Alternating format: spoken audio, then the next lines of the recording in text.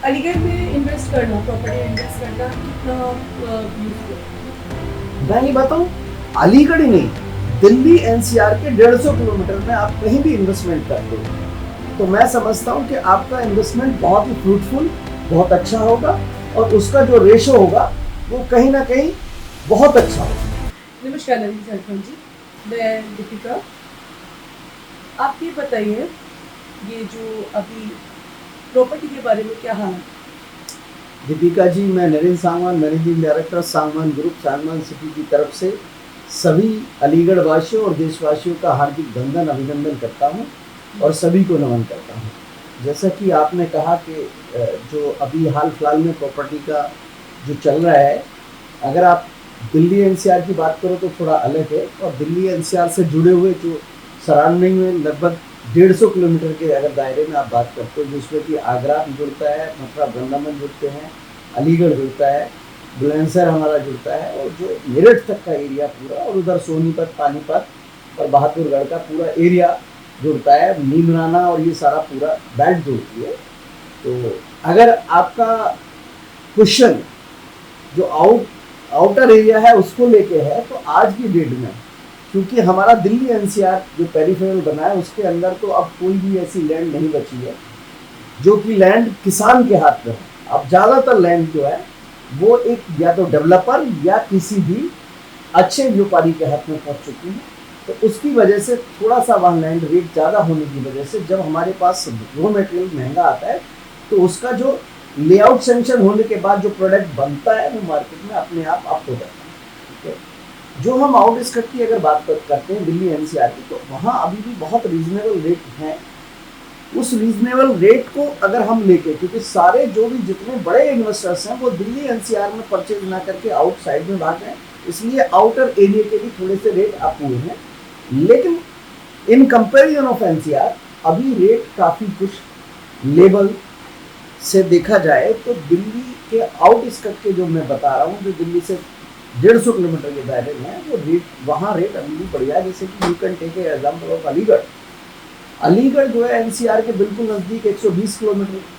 के दायरे में आता है, लेकिन और जो जेवर एयरपोर्ट से मैं बात करूँ तो जेवर एयरपोर्ट से करीब 50 किलोमीटर की दूरी अलीगढ़ की रह जाती है केवल। अगर मैं देखा जाए तो आज बहुत रैपिडली यहाँ पे रेट इंक्रीज हो रहे हैं, क्योंकि यहाँ पे एजुकेशन, एक तरीके से देखा जाए तो एजुकेशन का लेवल बहुत अच्छा है, और यहाँ की जो कनेक्टिविटी है वो इतनी अच्छी हो गई है, और जो सेकंड एयरपोर्ट भी अलीगढ़ को बहुत बड़ा मिला है, तो उसकी वजह से अलीगढ़ का मार्केट बहुत अच्छा आप कर रहा है। ओके, क्या रीज़न है जो प्रॉपर्टी में इतना ज़्यादा रेट इंक्रीज हो? होता क्या है कि अगर दो चीज़ें होती हैं, या तो ज़्यादातर इन्वेस्टर हमारा गोल्ड की तरफ, एसआईपी में और बहुत सारे म्यूचुअल फंड्स में बहुत सारी जगह इन्वेस्टमेंट करता है। जब वो देखता है कि वहाँ इन्वेस्टमेंट जो वो रिटर्न चाहता है वो रिटर्न नहीं मिलती, तो वो फिर प्रॉपर्टी की तरफ शिफ्ट हो जाता है। तो अब जो ज़्यादातर बायर हैं वो सोचते हैं कि प्रॉपर्टी में एक निवेश करना, एक प्रॉपर्टी में, चाहे वो मकान खरीदे, चाहे वो प्लॉट खरीदता है या कोई कमर्शियल प्रॉपर्टी खरीदता है, तो वो सोचता है कि जो आज प्रॉपर्टी में मैं निवेश करता हूँ वो मेरे लिए, मेरे आने वाले फ्यूचर के लिए, मेरी आने वाली जनरेशन के लिए वो ज़्यादा फ्रूटफुल है, उसमें जो हाइक के चांस है वो ज़्यादा है। इसलिए ज़्यादातर इन्वेस्टर और ज़्यादातर एंड यूजर, ज़्यादातर बायर प्रॉपर्टी परचेजिंग में ज़्यादा जा रहा है इन कंपेरिजन ऑफ जो गोल्ड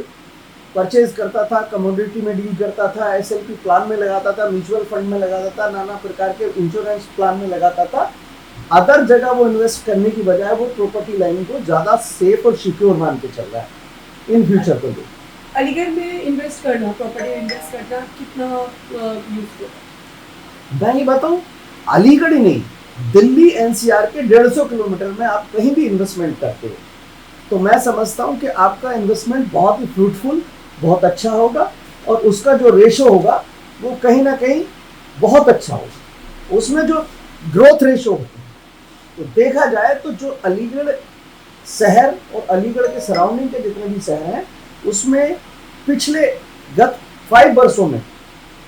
प्रॉपर्टी रेट में डबल से ज़्यादा का इजाफा हुआ है। तो लोग इसलिए अलीगढ़ और अलीगढ़ के नियर बाय सराउंडिंग शहर में ज़्यादा प्रॉपर्टी परचेज करने का प्रयास कर रहे हैं। आपने पश्चिम प्रदेश मोर्चा जो कर्नल सुनील जी इसका कमान संभाले हुए हैं, तो उसके बारे में आपका क्या विचार है? उसके लिए मैं कर्नल साहब को और यादव जी को बहुत बहुत धन्यवाद अदा करूंगा कि वो एक बहुत अच्छी पहल उन्होंने पश्चिम प्रदेश मोर्चे की जो की है। ये पश्चिम प्रदेश मोर्चा जो है ये आने वाले टाइम के लिए हमारे जो यूथ है और जो हमारी जितनी भी जनरेशन है और फिलहाल टाइम के लिए भी कहीं ना कहीं ये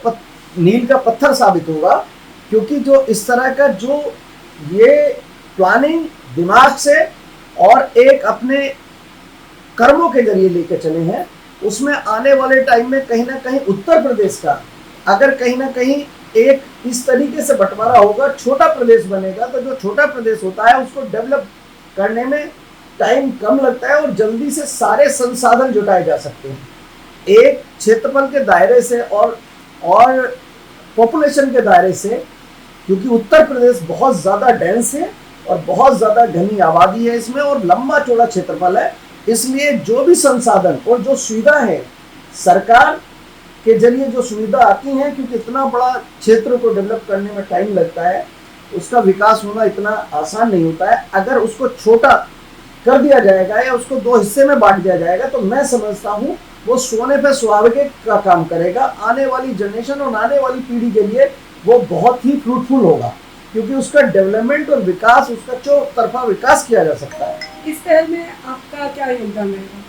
मैं ये मानता हूँ कि बहुत अच्छी पहल है और मैं इस पूरे मोर्चे के साथ हूँ कि भाई बढ़ चढ़कर इसमें सभी जो जितने भी, मैं तो सभी को आह्वान करूँगा कि बढ़ चढ़कर भाग लें और पूरी कोशिश करें और ये सरकार के सामने इस मुद्दे को बड़े मजबूती से रखें कि बहुत बड़ा प्रदेश उत्तर प्रदेश है, इसको कहीं ना कहीं दो हिस्सों में अगर सही से विभाजन कर दिया जाए तो इसका डेवलपमेंट बहुत अच्छा होगा और हम श्योरली एक बहुत अच्छे प्रदेश की योजना जो लेकर चले हैं वो एक उस योजना को फलीभूत कर पाएंगे। कर्नल सुधीर जी का मानना है कि इस पहल में युवा जो जनरेशन है, यूथ जेन जनरेशन है, उनको बढ़ चढ़कर आगे आना चाहिए। तो आप कोई मैसेज देना चाहेंगे कि जेन जी आपके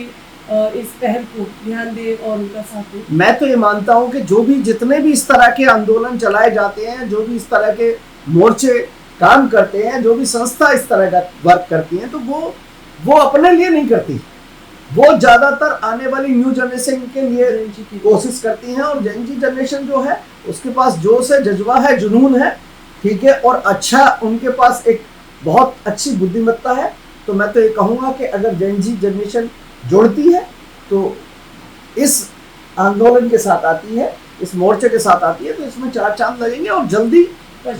पश्चिम प्रदेश मोर्चा कहीं ना कहीं जो अपना उद्देश्य लेके चला है उस उद्देश्य तक पहुंचने में जल्दी उनको बहुत लाभ मिलेगा।